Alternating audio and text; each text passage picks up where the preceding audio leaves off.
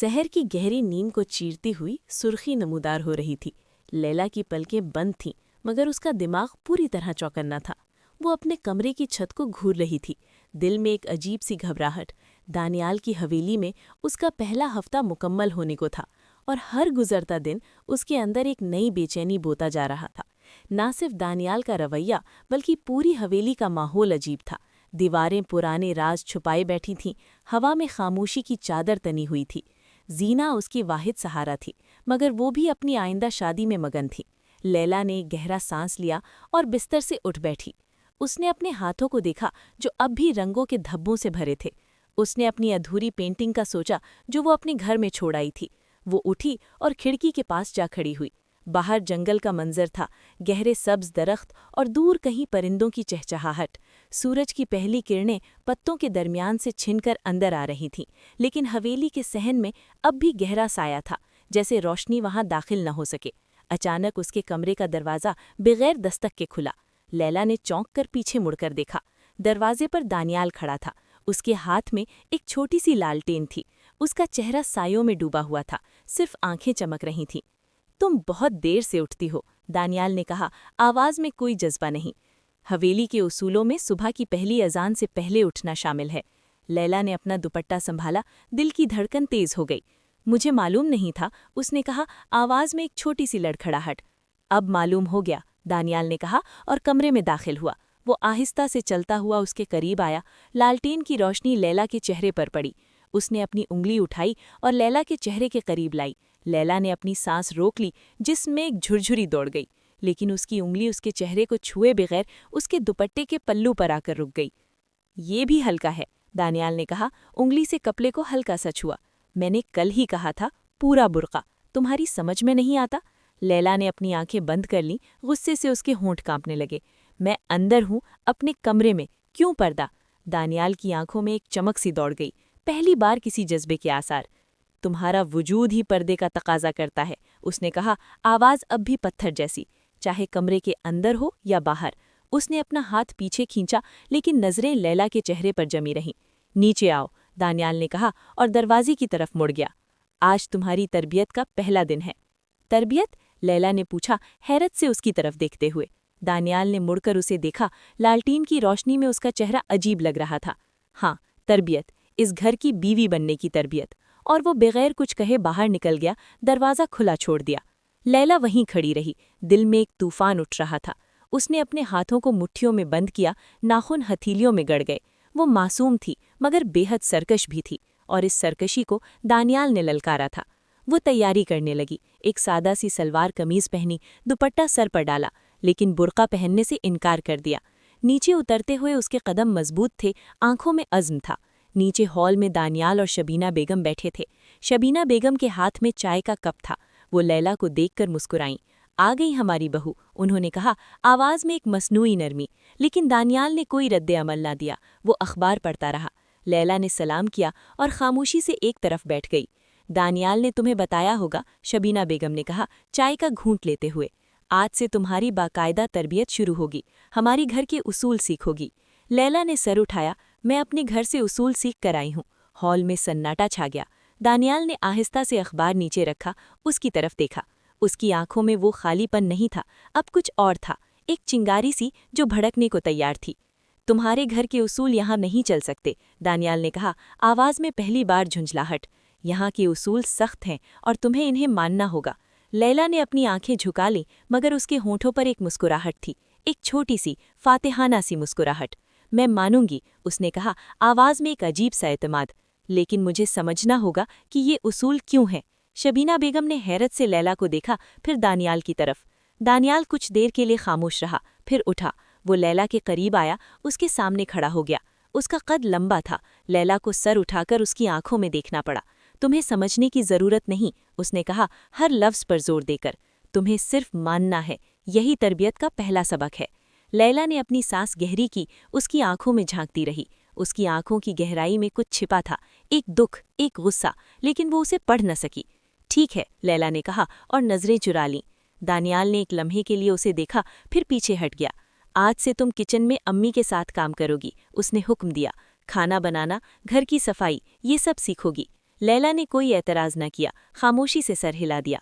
शबीना बेगम ने मुस्कुराकर कहा, चलो बहू, मैं तुम्हें सब समझाती हूँ, और लैला उनके पीछे पीछे किचन की तरफ चल दी। मगर उसका दिल भारी था, दिमाग में लाखों सवाल घूम रहे थे। ये तरबियत नहीं थी, ये तो एक तरह की जहनी गुलामी थी, और वो इस गुलामी को कबूल नहीं कर सकती थी। किचन में काम शुरू हुआ। लैला ने चुपचाप सब सीखा, मगर उसकी आंखों में वही चमक थी, वही अज़्म। दोपहर को जब दानियाल बाहर से वापस आया, वो किचन में मसरूफ थी। उसने दरवाजे के करीब खड़े होकर उसे देखा। लैला के हाथ आटे में डूबे हुए थे, पेशानी पर पसीने के कतरे थे। उसका दुपट्टा सर से सरक कर कंधों पर आ गया था, बाल बिखरे हुए थे। दानियाल की आंखों में कुछ चमका, एक लम्हे के लिए, फिर वो आगे बढ़ा, आवाज़ दी। लैला ने मुड़कर देखा, हैरत से उसकी तरफ देखती रही। दानियाल ने अपने करीब आकर उसके दुपट्टे का पल्लू उठाया और आहिस्ता से उसके सर पर डाल दिया। उसका हाथ लैला के बालों को छू गया। एक लम्हे के लिए लैला के जिस्म में बिजली सी दौड़ गई, दिल जोर से धड़का। तुम भूल गई हो, दानियाल ने कहा, आवाज़ में एक अजीब सा लहजा। हर वक्त, हर जगह। और वो बगैर कुछ और कहे बाहर चला गया। लैला वहीं खड़ी रही, हाथों में आटा जम गया। उसके दिल में एक अजीब सी खलबली मच गई। दानियाल की छूह ने उसे झंझोड़ कर रख दिया था। और वो समझ नहीं पा रही थी कि ये गुस्सा था या कुछ और। रात को खाने के वक्त मेज पर सब जमा थे। जीना भी मौजूद थी, वो लैला की तरफ बार बार देख रही थी। दानियाल खामोशी से खा रहा था। उसकी नज़रें कभी कभार लैला पर उठ जातीं। शबीना बेगम ने अचानक कहा, कल से जीना की शादी की तैयारियां शुरू होंगी। लैला, तुम भी इसमें मदद करोगी। हम शहर जाकर खरीदारी करेंगे। लैला ने मुस्कुराकर हाँ में सर हिलाया। ये उसके लिए एक राहत की खबर थी। मगर दानियाल ने अपना चमचा मेज पर रखा, आवाज़ उठाई, नहीं, लैला घर पर ही रहेगी। उसने कहा हतमी लहजे में, शहर में जाने की ज़रूरत नहीं। जीना ने एतराज़ किया, भाई, उसे भी तो नए कपड़े चाहिए। मैं उसके लिए ले आऊँगी, दानियाल ने कहा बगैर जीना की तरफ देखे। वो जो कुछ चाहे मुझे बताएगी। लैला ने अपनी प्लेट में देखा, हाथों में चमचा थामे हुए। उसके अंदर एक आग सुलग रही थी, मगर वो खामोश रही। खाने के बाद जब सब उठने लगे, दानियाल ने लैला को रोका। तुम मेरे साथ आओ, उसने कहा और बगैर इंतजार किए चल दिया। लैला ने जीना की तरफ देखा जो बेबसी से मुस्कुरा रही थी। फिर वो दानियाल के पीछे पीछे चल पड़ी। वो उसे हवेली के पिछले हिस्से में ले गया, जहाँ एक पुराना बाग था। रात के अंधेरे में दरख्तों के साए डरावने लग रहे थे। चांद की रोशनी मध्यम थी, हवा में खुशबू के बजाय सड़ांत थी। दानियाल एक बेंच पर बैठ गया और लैला को अपने सामने खड़ा होने का इशारा किया। तुमने आज मेरी बात नहीं मानी, उसने कहा, आवाज़ में एक खतरनाक पुरसुकूनी। लैला ने अपना सर उठाया। कौन सी बात? बुर्क़े की बात। तुमने दुपट्टा ही पहना हुआ था। लैला ने एक गहरी सांस ली। मैं किचन में थी, घर के अंदर, और मैंने कहा था हर जगह। दानियाल उठा, उसके करीब आया। चांद की रोशनी में उसका चेहरा संगमरमर जैसा लग रहा था। तुम समझती हो कि तुम मेरी बीवी हो, इसलिए तुम्हें कुछ हुकूक हासिल हैं? लैला ने हाँ में सर हिलाया, आंखों में चैलेंज। दानियाल ने अपना हाथ उठाया और आहिस्ता से उसके चेहरे को छुआ। उसकी उंगलियां लैला के गाल पर फिरीं, फिर ठोड़ी तक आईं। लैला के जिस्म में कपकपी दौड़ गई, मगर वो हिल न सकी। तुम गलत समझती हो, दानियाल ने कहा, आवाज़ में एक अजीब नरमी। बीवी होने का मतलब है कि तुम मेरी हो, पूरी तरह, और मैं जिस तरह चाहूं तुम्हें रखूंगा। लैला ने अपनी सांस रोक ली, उसकी आंखों में आंसू आ गए। मगर वो रोने नहीं दी, गुस्से ने आंसू खुश्क कर दिए। मैं किसी की मलकियत नहीं, उसने कहा, आवाज़ लरज रही थी मगर मजबूत। दानियाल के होंठों पर एक मुस्कुराहट उभरी, पहली बार सच्ची मुस्कुराहट। देखते हैं, उसने कहा और अपना हाथ हटा लिया। अब जाओ अपने कमरे में, और कल से बुर्का पहन कर आना। लैला ने एक लम्हे के लिए उसकी आंखों में देखा, फिर पीछे मुड़ी और तेजी से हवेली की तरफ बढ़ने लगी। उसके पीछे दानियाल की मुस्कुराहट चमक रही थी चांदनी में। लैला के कमरे में दाखिल होते ही उसने दरवाज़ा बंद किया। वो दीवार के सहारे खड़ी हो गई, सांस तेज चल रही थी। उसके रोंगटे खड़े थे, जिस्म में लर्जिश थी। दानियाल की छू अब भी उसके चेहरे पर महसूस हो रही थी, एक अजीब सी गर्मी जो अंदर तक उतर गई थी। वो समझ नहीं पा रही थी कि ये नफरत थी या कोई और जज्बा। उसने अपने चेहरे पर हाथ फेरा और बिस्तर पर गिर गई। आंखों से आंसू बहने लगे, खामोश आंसू। वो जानता था कि वो कमज़ोर है और वो उसकी कमज़ोरी से खेल रहा था, लेकिन वो हार नहीं मानेगी, चाहे उसे कितनी ही जिल्लतें क्यों ना सहनी पड़े। अगले दिन से लैला ने बुर्का पहनना शुरू कर दिया, मगर उसने इसे अपनी ताकत बना लिया। वो खामोशी से सब काम करती, किसी से कोई शिकायत ना करती। दानियाल उसे देखता, उसकी आंखों में हैरत होती। वो उसकी सरकशी को तोड़ने की कोशिश कर रहा था, मगर लैला टस से मस ना होती। एक रात जब पूरा घर सो चुका था, लैला अपने कमरे में जाग रही थी। उसने चरावा निकाला और एक छोटी सी डायरी में कुछ लिखने लगी। वो अपने जज्बात, अपने ख्यालात, अपने गुस्से को कागज़ पर उतार रही थी। ये उसकी बगावत थी, खामोश बगावत। अचानक दरवाजे पर हल्की सी दस्तक हुई। लैला ने डायरी छुपाई और दरवाजे की तरफ देखा। कौन है? उसने पूछा, आवाज़ में घबराहट। दरवाज़ा खुला और दानियाल अंदर दाखिल हुआ। उसके हाथ में लालटेन थी, चेहरा संजीदा। तुम अभी तक जागी हुई हो, उसने कहा और कमरे में दाखिल हो गया। लैला ने अपना दुपट्टा कसकर लपेटा, दिल धड़क रहा था। मैं सो नहीं पा रही थी, उसने कहा, आवाज़ में लर्जिश। दानियाल ने लालटेन मेज़ पर रखी और उसके करीब आया। उसने लैला के चेहरे को देखा जो लालटेन की रोशनी में चमक रहा था। तुम डरती हो मुझसे? उसने कहा, एक बयान।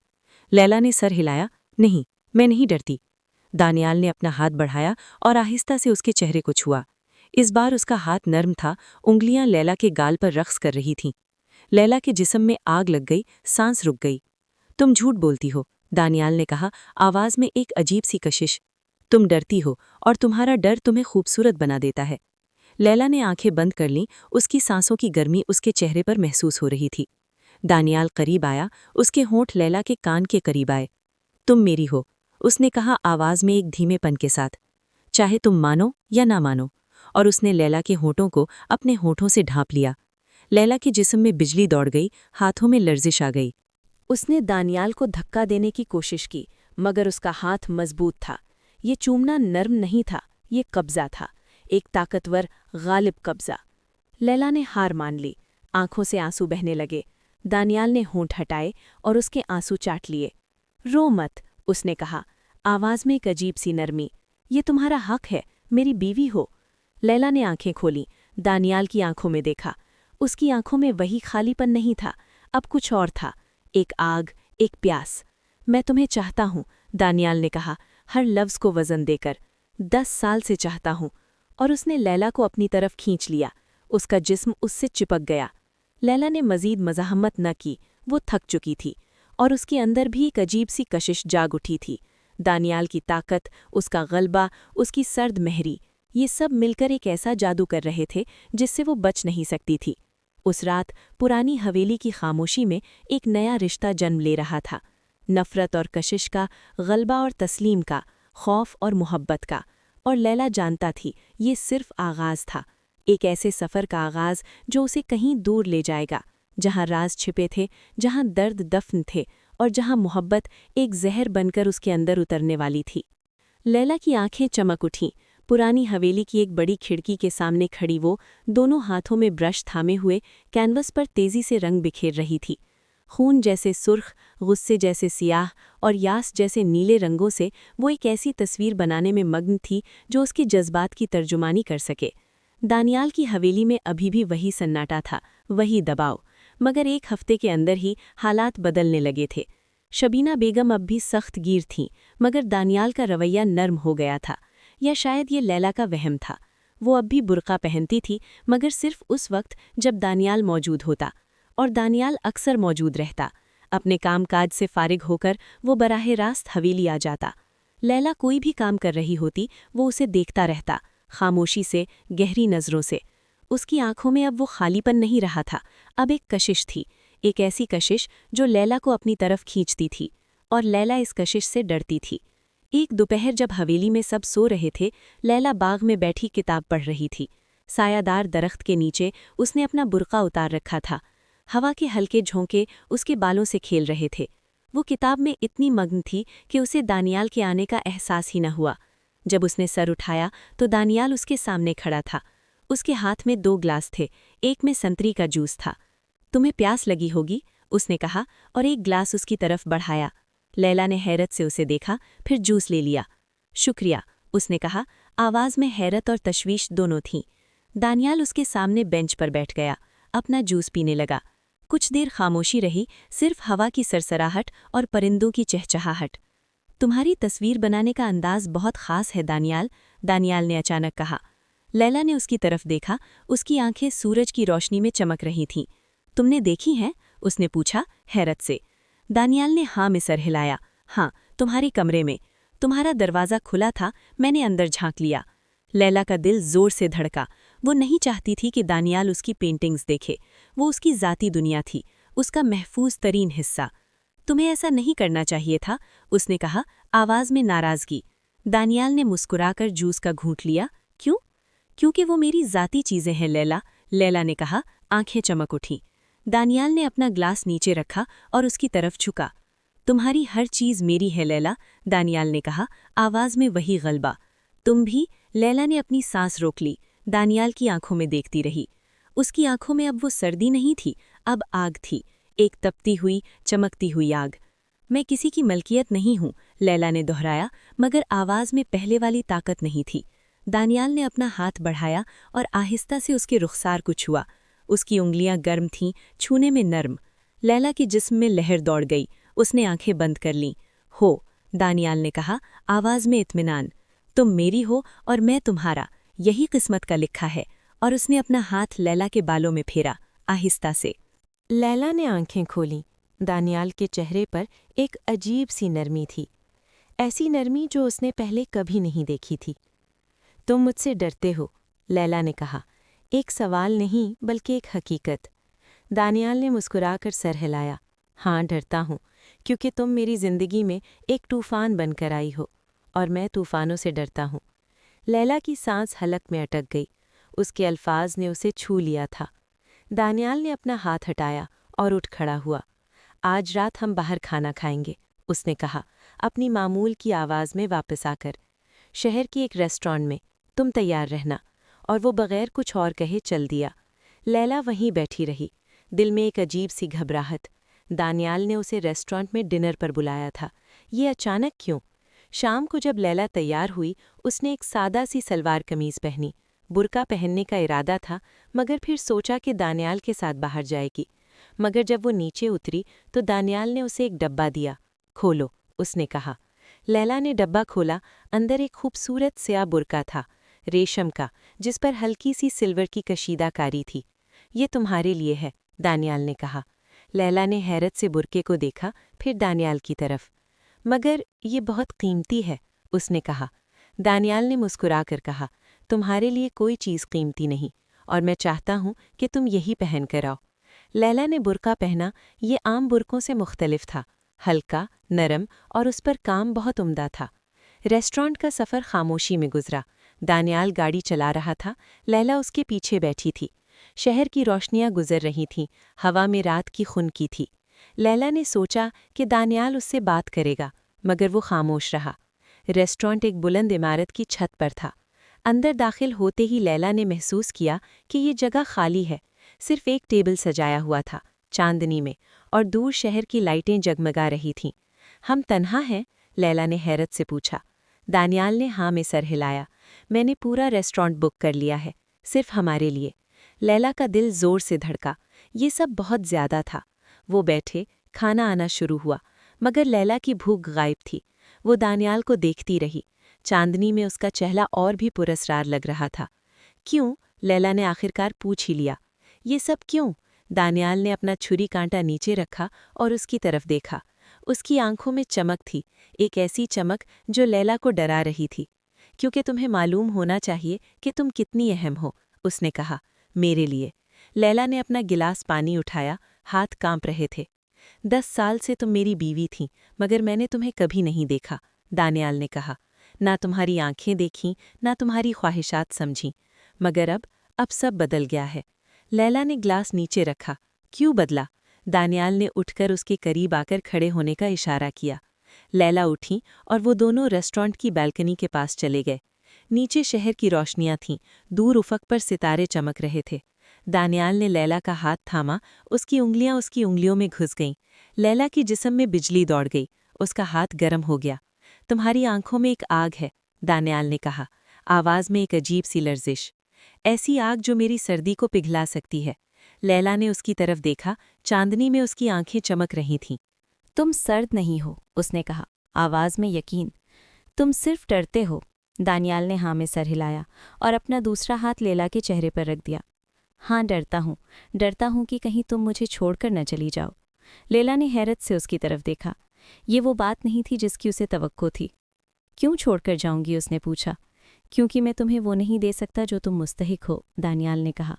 मोहब्बत, इज्जत, आज़ादी। लैला की आंखों में आंसू आ गए।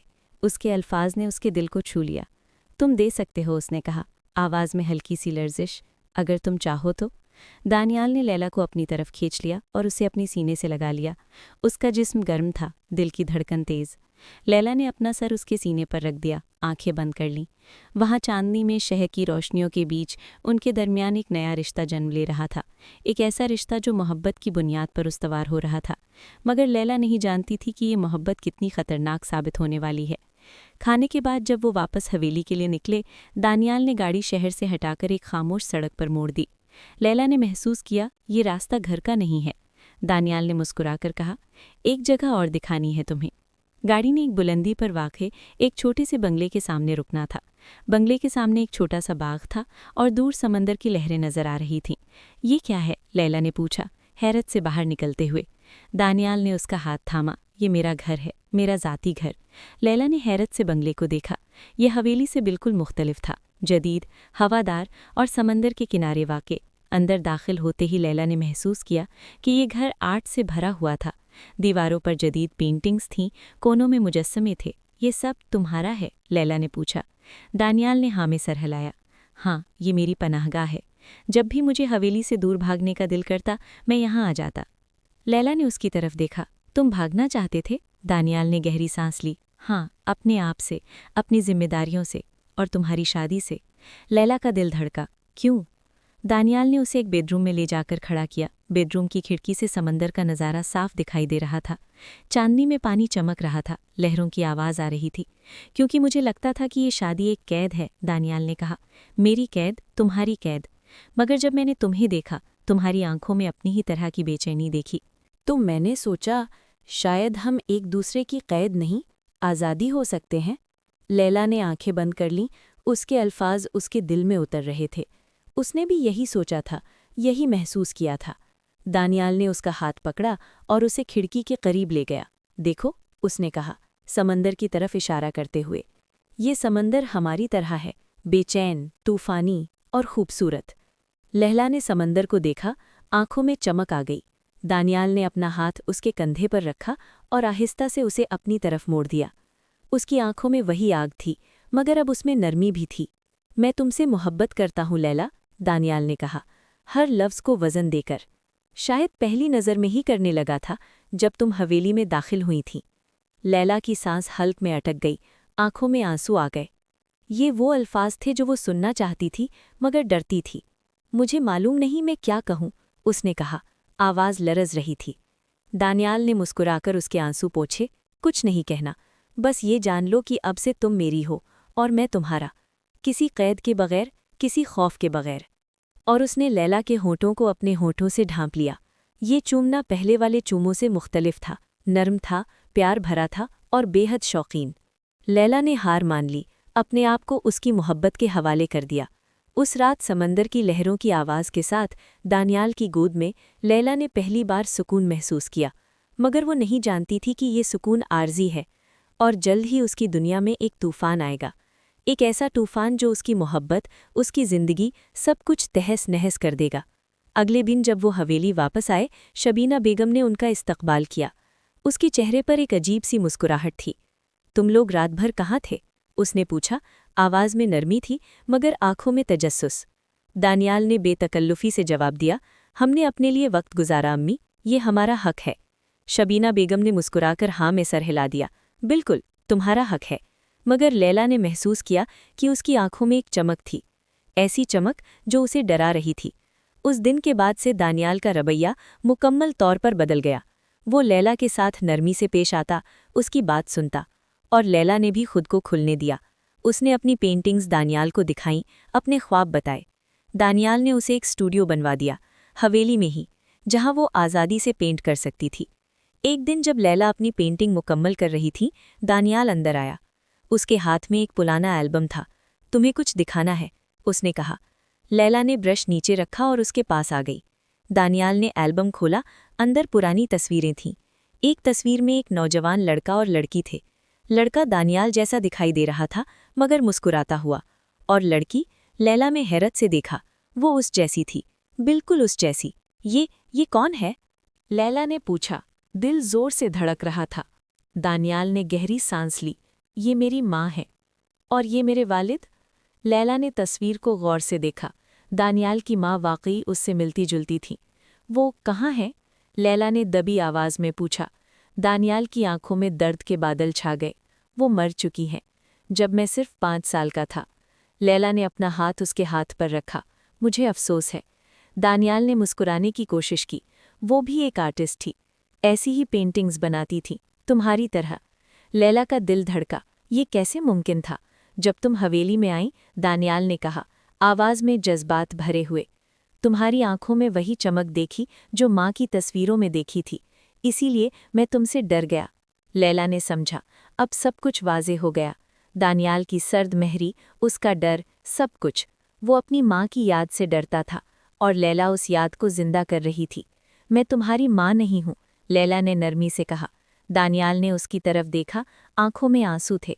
जानता हूँ, उसने कहा, मगर तुम वही रोशनी हो जो मेरी जिंदगी में वापस आई है। और उसने लैला को अपने करीब खींच लिया, उसके होठों को चूमा। ये चूमना मोहब्बत का ऐलान था, एक वादा था। मगर लैला नहीं जानती थी कि ये वादा कब तक निभेगा, क्योंकि हवेली के अंधेरे कोनों में राज छिपे थे, और वो राज जल्द ही उसकी मोहब्बत की दुनिया को तहस-नहस करने वाले थे। लैला की आंखों में दानियाल के आंसू चमक रहे थे। वो उसकी गोद में थी, उसके हाथ उसके बालों में थे। समुद्र की लहरों की आवाज़ दूर से आ रही थी। हवा में नमक की खुशबू थी। दानियाल के बंगले की बालकनी से चांदनी समुद्र पर बिखरी हुई थी। मुझे लगता है जैसे मैं तुम्हें पहले से जानती हूँ, लैला ने आहिस्ता से कहा। दानियाल ने अपना सर उसके सर पर टिका दिया। हो सकता है हमारी रूहें पहले भी मिली हों। लैला ने मुस्कुराकर आंखें बंद कर लीं। ये लम्हा उसके लिए जन्नत था। दानियाल की मोहब्बत ने उसके वजूद को एक नई जिंदगी बख्श दी थी। हवेली में सब कुछ बदल गया था। अब लैला न सिर्फ बीवी थी, बल्कि दानियाल की महबूबा भी थी।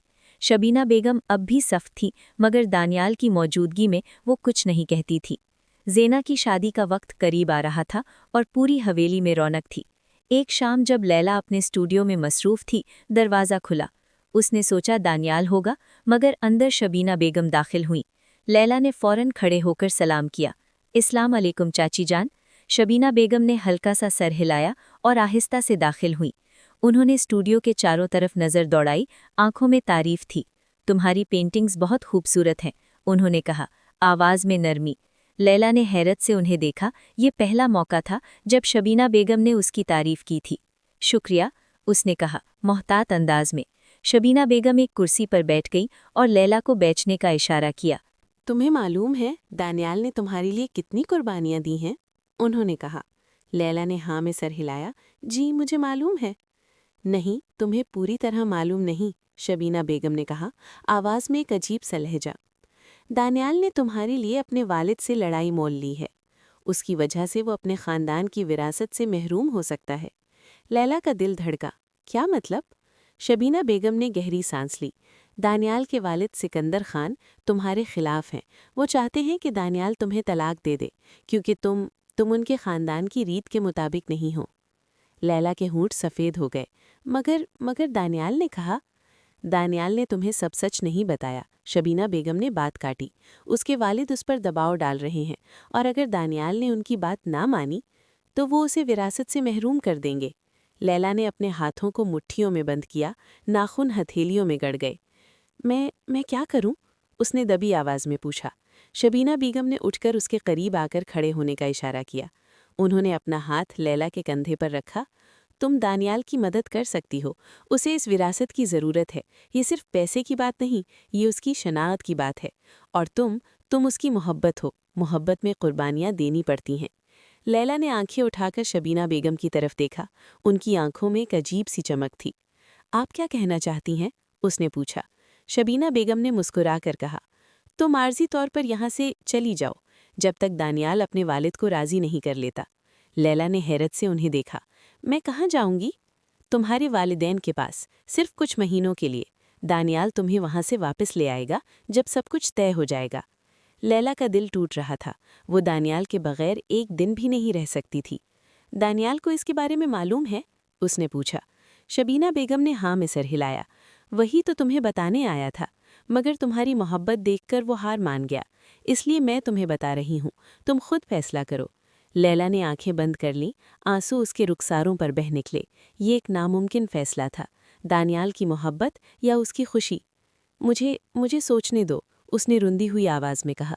शबीना बेगम ने इत्मीनान से सर हिलाया। ठीक है, मगर जल्दी करो, वक्त कम है। और वो चुपचाप स्टूडियो से निकल गई। लैला वहीं खड़ी रही, उसका दिल खून के आंसू रो रहा था। रात को जब दानियाल आया, वो स्टूडियो में बैठी थी, आंखें सुर्ख थीं। दानियाल ने फौरन महसूस कर लिया। क्या हुआ? लैला ने उसकी तरफ देखा, आंसू दोबारा बह निकले। तुम मुझसे कुछ छुपा रहे हो, उसने कहा। दानियाल का चेहरा फौरन संजीदा हो गया। किसने बताया? इससे फर्क नहीं पड़ता, लैला ने कहा, आवाज़ में दर्द। क्यों, तुमने मुझे नहीं बताया? दानियाल ने गहरी सांस ली और उसके सामने घुटनों के बल बैठ गया। उसने लैला के हाथ अपने हाथों में लिए। क्योंकि मैं तुम्हें खोना नहीं चाहता। तुम मेरी जिंदगी हो लैला, और मैं तुम्हारे बगैर जिंदा नहीं रह सकता। लैला ने उसके हाथों को दबाया। मगर तुम्हारी विरासत? विरासत तुम्हारे सामने कुछ भी नहीं, दानियाल ने बात काटी। तुम्हारे सिवा मेरी जिंदगी में कुछ भी अहम नहीं। लैला के दिल में मोहब्बत का तूफान उठ खड़ा हुआ। वो झुककर दानियाल के सर को चूमने लगी। मैं भी तुम्हारे बगैर नहीं रह सकती, उसने रोते हुए कहा। मगर मैं तुम्हारी तबाही का सबब नहीं बन सकती। दानियाल ने सर उठाया, आंखों में आग थी। तुम मेरी निजात हो, तबाही नहीं। और मैं किसी भी चीज़ की कुर्बानी दे दूंगा, तुम्हारे लिए। लैला ने उसे देखा, उसकी आंखों में अज़्म था, और उसने फैसला कर लिया। वो दानियाल की कुर्बानी कबूल नहीं करेगी। अपनी मोहब्बत की खातिर वो खुद कुर्बानी देगी। अगले दिन सुबह लैला ने दानियाल से कहा कि वो अपने वालिदैन से मिलने जाना चाहती है, सिर्फ 1 हफ्ते के लिए। दानियाल ने पहले तो इनकार किया, मगर लैला के इसरार पर मान गया। सिर्फ 1 हफ्ता, उसने कहा लैला को गाड़ी में बिठाते हुए, और फिर मैं खुद तुम्हें लेने आऊंगा। लैला ने मुस्कुराने की कोशिश की, मगर उसका दिल रोता रहा। वो जानता थी कि ये अलविदा हो सकता है। अपने घर पहुंचकर लैला ने अपने वालिदैन को सब कुछ बता दिया। उसकी माँ रो पड़ी, बाप गुस्से से कांपने लगा। हम तुम्हें वापस नहीं भेजेंगे, उसके वालिद ने कहा। तुम यहाँ रहोगी और दानियाल को तलाक दे दोगी। लेकिन लैला ने इनकार कर दिया। मैं दानियाल से मोहब्बत करती हूँ, और मैं उसके लिए कुछ भी करूंगी। उसने अपने वालिदैन को समझाया कि वो सिर्फ कुछ महीनों के लिए वापस आई है। जब दानियाल अपने वालिद को राजी कर लेगा तो वो उसे वापस ले आएगा। मगर दिन गुजरते गए और दानियाल की तरफ से कोई खबर न आई। लैला ने उसे फ़ोन किया, मगर उसका फ़ोन बंद था। वो परेशान हो गई, उसका दिल बेचैन था। 1 हफ्ता गुजर गया, फिर 10 दिन। आखिरकार 15वें दिन रात को उसका फ़ोन बजा। दानियाल की तस्वीर उसकी स्क्रीन पर चमक रही थी। लैला ने फ़ौरन फ़ोन उठाया। दानियाल? फ़ोन की दूसरी तरफ से दानियाल की आवाज़ आई, जो बहुत थकी हुई थी। लैला, मुझे माफ़ कर देना। लैला का दिल धड़का। क्या हुआ? मेरे वालिद, उन्होंने मुझे अल्टीमेटम दे दिया है। या तो मैं तुम्हें तलाक दूं या फिर विरासत से महरूम हो जाऊं। लैला ने अपनी सांस रोक ली। और तुमने क्या फैसला किया? फोन पर सन्नाटा छा गया, सिर्फ दानियाल की सांसों की आवाज़ आ रही थी। मैंने तलाक देने से इनकार कर दिया है। लैला की आंखों में आंसू आ गए, मगर ये खुशी के आंसू थे। तुमने क्यों? क्योंकि तुम मेरे लिए सब कुछ हो, दानियाल ने कहा, आवाज़ में दर्द। मगर मेरे वालिद ने एक और शर्त रखी है। लैला ने हैरत से पूछा, कैसी शर्त? तुम्हें हवेली वापस आना होगा, और 1 साल के लिए एक अलग कमरे में रहना होगा, बगैर मुझसे मिले, बगैर मुझसे बात किए। लैला का हल्क खुश्क हो गया। 1 साल? हाँ, एक आजमाइशी मुद्दत। अगर तुम इस मुद्दत में रह गईं तो वो हमारे रिश्ते को कबूल कर लेंगे। लैला ने आंखें बंद कर लीं। ये एक और कैद थी, मगर दानियाल के लिए वो ये कैद भी झेलने को तैयार थी। ठीक है, उसने कहा, आवाज़ में अज़्म। मैं वापस आऊंगी। दानियाल ने रोते हुए कहा, तुम्हें नहीं आना चाहिए, ये बहुत मुश्किल होगा। मगर मैं तुम्हारे बगैर नहीं रह सकता। लैला ने मुस्कुराने की कोशिश की। हम साथ हैं, अगरचे अलग होंगे, और 1 साल बाद हम हमेशा के लिए इकट्ठे हो जाएंगे। अगले दिन लैला हवेली वापस आ गई। शबीना बेगम ने उसका इस्तकबाल किया, उनके चेहरे पर इत्मीनान था।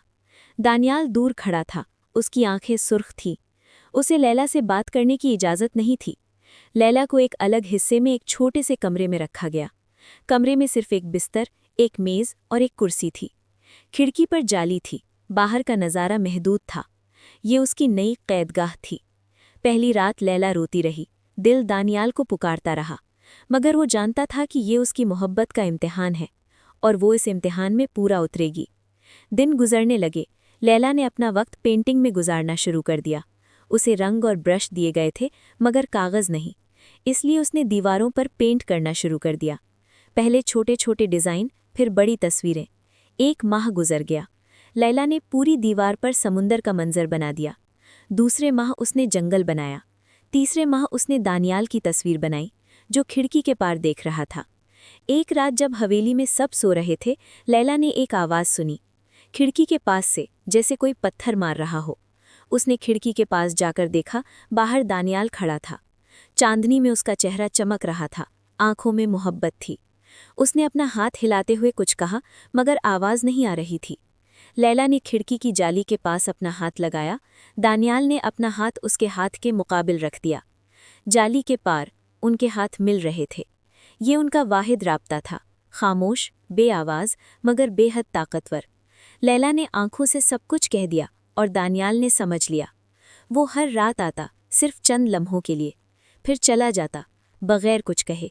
मगर ये चंद लम्हे लैला के लिए पूरी जिंदगी के बराबर थे। 6 माह गुजर गए। लैला की दीवारें अब रंगों से भर चुकी थीं। एक दिन शबीना बेगम कमरे में आईं और दीवारों को देखकर हैरान रह गईं। ये सब तुमने बनाया है? उन्होंने पूछा। लैला ने हाँ में सर हिलाया। जी। शबीना बेगम ने दीवारों को गौर से देखा। उनकी आंखों में एक अजीब सी चमक आ गई। तुम बहुत काबिल हो, उन्होंने कहा और बगैर कुछ और कहे चली गईं। लैला को लगा कि शायद शबीना बेगम के दिल में कुछ नरमी आ गई है, मगर अगले ही दिन उसे पता चला कि सिकंदर खान, दानियाल के वालिद, हवेली आ रहे हैं और वो उसके कमरे का मुआयना करेंगे। लैला घबरा गई। उसने दीवारों पर दानियाल की जो तस्वीरें बनाई थीं, अगर सिकंदर खान ने देख लीं तो गुस्से से पागल हो जाएंगे। उसने फौरन काम शुरू किया। दानियाल की तस्वीरों पर नए रंग चढ़ाने लगी, मगर वक्त कम था और तस्वीरें बहुत सी थीं। आखिरकार सिकंदर खान आ गए। वो एक बूढ़े आदमी थे, लंबे कद, सख्त चेहरा और चलने में एक असा थामे हुए। शबीना बेगम और दानियाल उनके साथ थे। दानियाल की नज़र लैला पर पड़ी। उसका चेहरा फक था, आंखों में दर्द था। सिकंदर खान में कमरे में दाखिल होते ही दीवारों को देखा। उनकी आंखें चौड़ी हो गईं। गुस्से से उनका चेहरा सुर्ख हो गया। ये क्या बेहूदगी है? उन्होंने गरजते हुए कहा। दीवारों पर ये तस्वीरें, ये किसने बनाई हैं? लैला ने खामोशी से सर झुका लिया। दिल जोर से धड़क रहा था। सिकंदर खान ने दानियाल की तरफ देखा। तुम्हारी बीवी ने? दानियाल ने हाँ में सर हिलाया। जी अब्बा। सिकंदर खान ने असा ज़मीन पर पटका। ये घर मस्जिद नहीं है, ये हमारी हवेली है, और हमारी हवेली की दीवारें ऐसी बेहुदा तस्वीरों से नहीं भरी जातीं। लैला ने अपने होंठ भींच लिए। ये उसकी मोहब्बत की तस्वीरें थीं, बेहुदा नहीं। सिकंदर खान ने लैला की तरफ देखा। तुम्हें मालूम है तुमने क्या किया है? लैला ने आंखें उठाकर उन्हें देखा। जी, मैंने अपने दिल की बात कही है, दीवारों पर। सिकंदर खान का गुस्सा और बढ़ गया। तुम्हारा दिल? तुम्हारे दिल की हम कोई परवाह नहीं करते। तुमने हमारी हवेली को बदनुमा कर दिया है। दानियाल ने आगे बढ़कर कहा। अब्बा, ये आर्ट है और लैला एक आर्टिस्ट है। सिकंदर खान ने दानियाल को घूरा। तुम अब भी उसकी वकालत कर रहे हो, तुम्हारी माँ की तरह? वो भी एक आर्टिस्ट थी, और देखो उसने हमारे खानदान का क्या हश्र किया। लैला ने हैरत से दानियाल की तरफ देखा। उसकी माँ का क्या हश्र हुआ था? दानियाल का चेहरा सफ़ेद हो गया। अब्बा, माँ का नाम मत लो, और लैला माँ जैसी नहीं है। सिकंदर खान ने तल्ख मुस्कुराहट के साथ कहा। हर आर्टिस्ट औरत एक जैसी होती है, खुदगर्ज, सरकश और ख़ानदान को तोड़ने वाली। लैला ने अपने आप को संभाला। मैं सरकश हूँ मगर खुदगर्ज नहीं, और मैंने कभी किसी के ख़ानदान को तोड़ने की कोशिश नहीं की। सिकंदर खान ने उसे घूरा। तुमने मेरा बेटा मेरे से दूर कर दिया है, यही तो तुम्हारी सबसे बड़ी गलती है। और उन्होंने मुड़कर शबीना बेगम से कहा, इसे यहाँ से निकालो, आज ही। लैला का दिल रुक गया। दानियाल ने एहतजाज किया। अब्बा, आपने वादा किया था, 1 साल की मुद्दत, अभी तो 6 माह ही गुजरे हैं।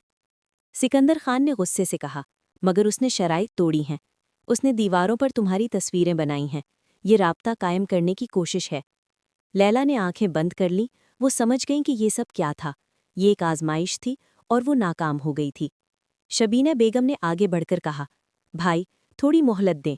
लैला ने कोई बुरा काम नहीं किया, उसने सिर्फ अपने जज्बात का इजहार किया है। सिकंदर खान ने हैरत से शबीना बेगम को देखा। तुम भी इसकी हिमायत कर रही हो? शबीना बेगम ने हाँ में सर हिलाया।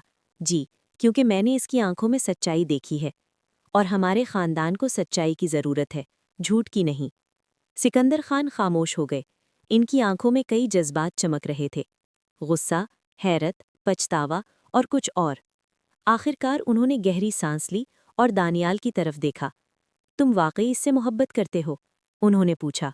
दानियाल ने बगैर झिझक कहा, जी अब्बा, मैं इससे मोहब्बत करता हूँ और मैं इसके बगैर जिंदा नहीं रह सकता। सिकंदर खान ने लैला की तरफ देखा।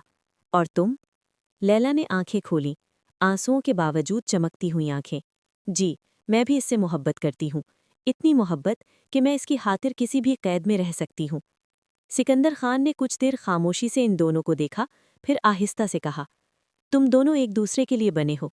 मेरे बेटे की आंखों में वही चमक है जो इसकी माँ की आंखों में थी। और तुम बिल्कुल इस जैसी हो। लैला ने हैरत से उन्हें देखा। सिकंदर खान की आंखों में आंसू थे। मैं माफ़ी चाहता हूँ, उन्होंने दबी आवाज़ में कहा। मैंने तुम दोनों के दरमियान हाइल होने की कोशिश की, क्योंकि मुझे डर था कि तुम मेरी बीवी की तरह होगी। मगर अब मैं समझ गया हूँ, तुम इससे भी ज़्यादा मजबूत हो। दानियाल ने हैरत से अपने वालिद को देखा। ये वो बात नहीं थी जिसकी उसे तवक्को थी। सिकंदर खान ने दानियाल की तरफ देखा। तुम्हारी माँ, वो मुझसे मोहब्बत नहीं करती थी। उसकी मोहब्बत सिर्फ उसके आर्ट के लिए थी, और जब उसे मौका मिला तो वो चली गई एक और आर्टिस्ट के साथ। लैला का दिल धड़का। अब सब कुछ वाज़े हो गया। दानियाल की माँ ने उन्हें छोड़ दिया था और सिकंदर खान को तमाम आर्टिस्ट औरतों से नफरत हो गई थी। मगर लैला मुख्तलिफ है, दानियाल ने कहा, अपने वालिद के हाथ को थामते हुए। वो मुझसे मोहब्बत करती है। सिकंदर खान ने हाँ में सर हिलाया। मैं देख सकता हूँ। और तुम्हारी दीवारों पर बनी तस्वीरें, वो मोहब्बत की तस्वीरें हैं। उन्होंने लैला की तरफ देखा। तुम माफ़ कर सकती हो मुझे? लैला ने मुस्कुराकर आंसू पोंछे। जी, मैं माफ़ करती हूँ। उस दिन के बाद से सब कुछ बदल गया। सिकंदर खान ने लैला को अपनी बेटी की तरह कबूल कर लिया और आजमाइशी मुद्दत ख़त्म कर दी गई। लैला और दानियाल दोबारा इकट्ठे हो गए और उनकी मोहब्बत पहले से भी ज़्यादा गहरी हो गई। मगर लैला को मालूम नहीं था कि ये खुशी आर्जी है, क्योंकि जल्द ही उसकी ज़िंदगी में एक नया तूफ़ान आएगा, एक ऐसा तूफ़ान जो उसे दानियाल से दूर ले जाएगा। और उस तूफ़ान का नाम था दानियाल की गुमशुदा माँ। लैला के कमरे की दीवारें अब खाली हो चुकी थीं। सिकंदर खान के हुक्म पर तमाम पेंटिंग साफ कर दी गई थीं, मगर इससे लैला के दिल की तस्वीरें मिट न सकी थीं। दानियाल की हवेली में अब एक नई जिंदगी का आगाज़ हो चुका था।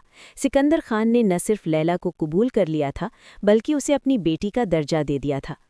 एक शाम जब सब खाने के बाद बैठे थे, सिकंदर खान ने अचानक लैला से पूछा, तुम्हारे ख्वाब क्या हैं बेटी? लैला ने हैरत से उनकी तरफ देखा, फिर दानियाल को देखा जो मुस्कुरा रहा था। मैं एक आर्ट गैलरी खोलना चाहती हूँ, उसने हिचकिचाते हुए कहा। सिकंदर खान ने सर हिलाया। अच्छा ख्याल है, हम तुम्हें शहर के बेहतरीन मकाम पर जगह दिलवाएंगे। लैला की आंखें चमक उठीं। वाकई? दानियाल ने उसका हाथ थामा। हाँ, वाकई। तुम्हारे ख्वाब हमारे ख्वाब हैं, शबीना बेगम ने मुस्कुराकर कहा। और ज़ैना की शादी के बाद हम तुम्हारी शादी की तैयारियां भी करेंगे। लैला का चेहरा सुर्ख हो गया, दिल खुशी से फूलने लगा। सब कुछ बिल्कुल ख्वाब की तरह हो रहा था, मगर जिंदगी ख्वाब नहीं होती। एक माह बाद जब ज़ैना की शादी की तैयारियां उरूज पर थीं, हवेली में एक गैर मुतवक्के मेहमान आया। एक दिन दोपहर को जब लैला अपने स्टूडियो में नई पेंटिंग पर काम कर रही थी, दरवाजे पर दस्तक हुई। उसने दरवाज़ा खोला। बाहर एक औरत खड़ी थी, उम्र 50 के करीब, खूबसूरत, पुरस्रार आंखें और लंबे सफ़ेद बाल। उसके हाथ में एक पुराना ब्रश था, जैसे वो किसी आर्टिस्ट की हो।